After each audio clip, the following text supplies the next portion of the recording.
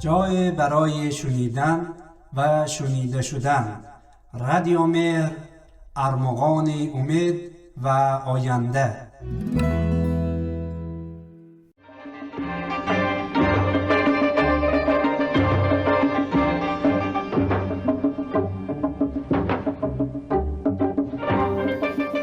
سلام علیکم بچه های نازنین، فرشته های روی زمین.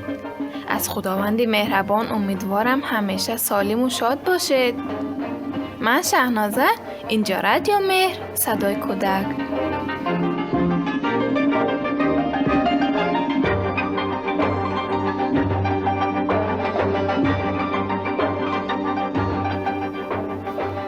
به برنامه غنچه های قرآنی خوش آمدید.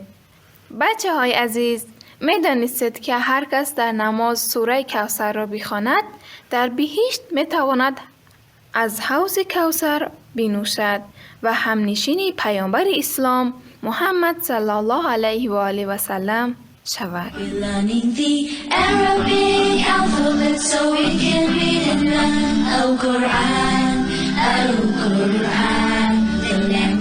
Of our beloved Muhammad, the last prophet sent from Allah, from Allah. أعوذ بالله من الشيطان الرجيم. بسم الله الرحمن الرحيم. إنا أعطيناك الكوثر فصل لربك وانهر إن شانئك هو الأبتر. صدق الله العظيم. Arabic alphabet so we can read and learn Al-Quran, Al-Quran, the language of our beloved Muhammad, the last prophet sent from Allah, from Allah. سوره کوثر در مکه نازل شده است و دارای 3 آیت است.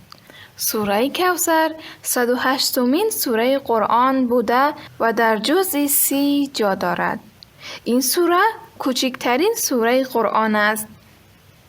نام این سوره کوثر نامیده شد به دلیل سخن گفتن از نعمتی به نام کوثر و از پیامبر خواسته شده است تا در برابر این نعمتی بزرگ نماز بخواند و قربانی کند.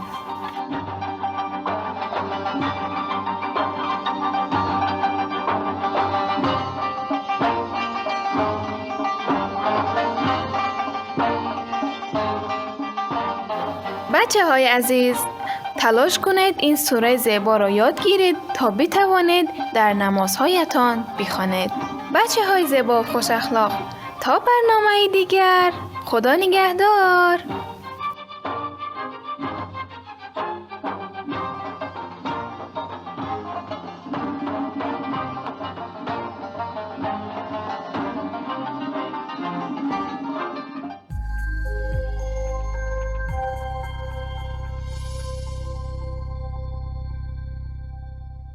برای دریافت پادکست های بیشتر و برنامه های متنوعی رادیو مهر، ارمغان امید و آینده می توانید با واتساپ ما با شماره +90 531 623 0676 پیام دهید و با ما در ارتباط باشید. اینچنین در کانال یوتیوب و فیسبوک رادیو مهر آبونه شده و ما را همراهی کنید. www.radiomehr.org